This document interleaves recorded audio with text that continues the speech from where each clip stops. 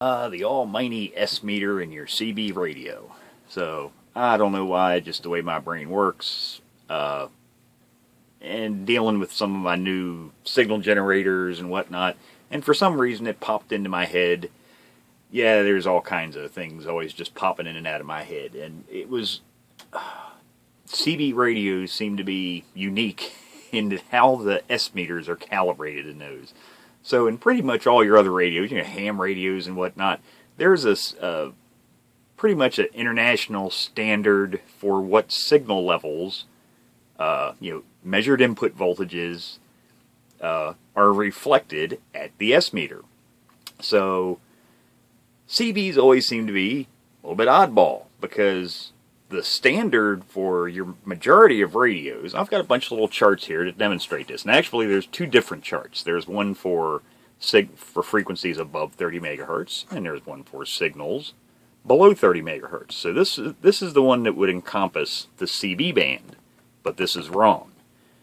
This covers pretty much every other radio except CB. So S-9 on, get this, because I've got all these hot laminated, trying to get this at an angle so it's not shiny. But you can see S9 is 50 microvolts. Well, if you look at any CB service manual for solid state radios, CB radios that is, when you're doing an alignment, you'll find that it tells you 100 microvolts. Now, if you didn't know any better, you're just picking up CBs as a hobby, you grabbed a CB service manual, you started doing alignments, you see, 100 microvolts. If you put 100 microvolts in the antenna jack, you'd be perfectly fine. You've been doing it right the whole time.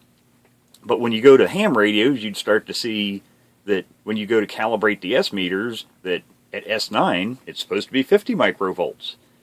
And, I was wondering, is that an EMF voltage? Because there are different types of voltage. It can be measured as into 50 ohms or EMF. Now, my service communications test set over here is kind of unique in that I can switch between 50 ohms or EMF. And we can look at what happens to the voltage readings when we switch between those load measurements.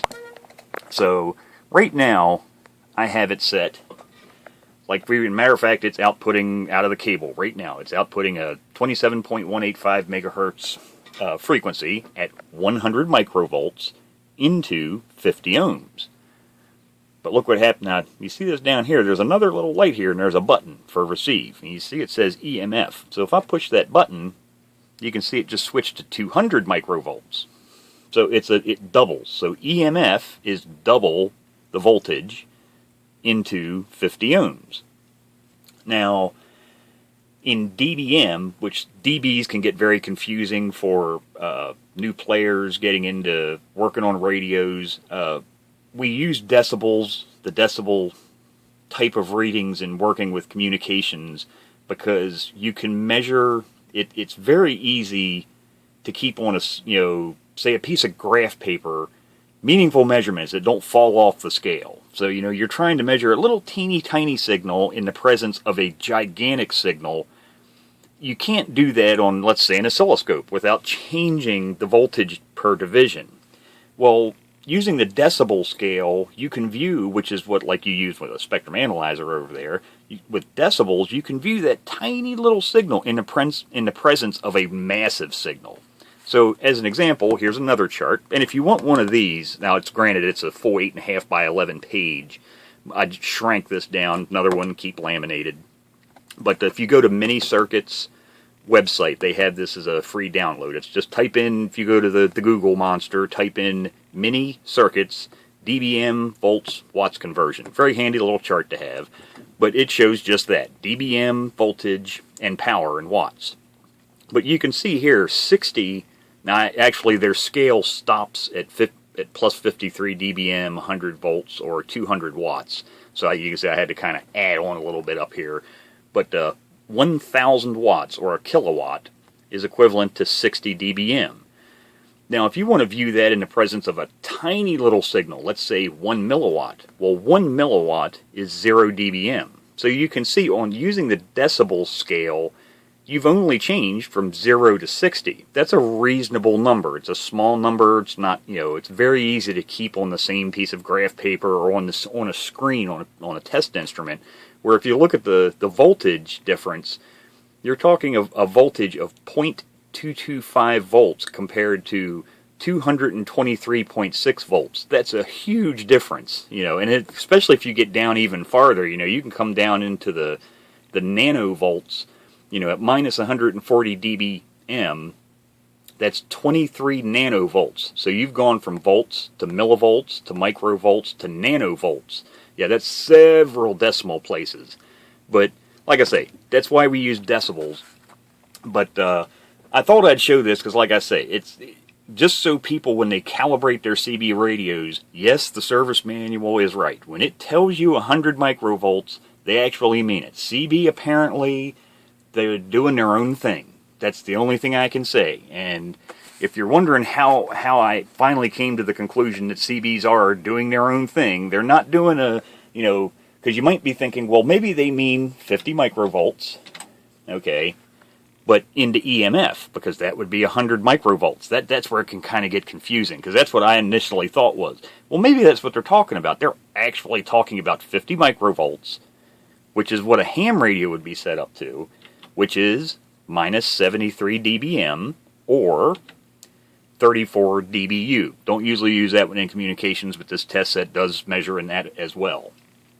But now dBu also changes between 50 ohms in or EMF, because you can see when I hit the button down here again, it's now 40 dBu EMF or 34 dBu into 50 ohms.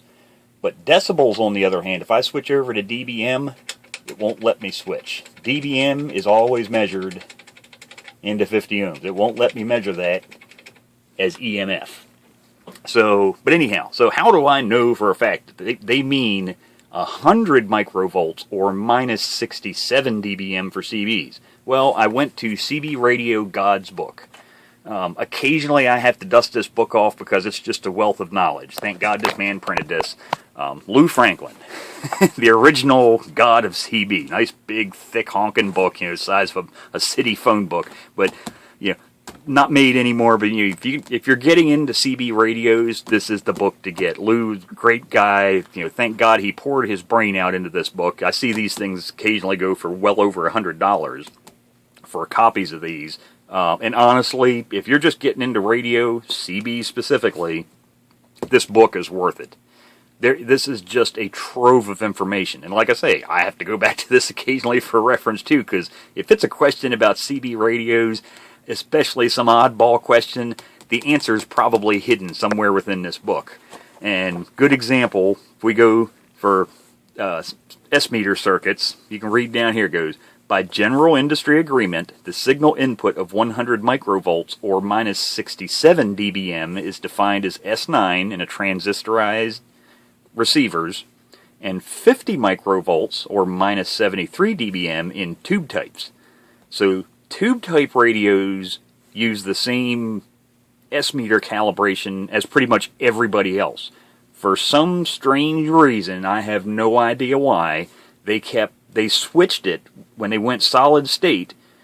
The CB radio decided to go off and do their own thing. So now S9 is 100 microvolts or minus 67 dBm. So yeah, if you had a tube type CB sitting here and a solid state CB sitting here, and somebody driving down the road, or a guy couple miles down the road keyed his radio, and he was hitting you with an S9 on the solid state radio, it's not going to read S9 on the tube type radio. Or if the tube type radio meter says S9, it's not going to read S9 on the solid state radio, because there is a difference.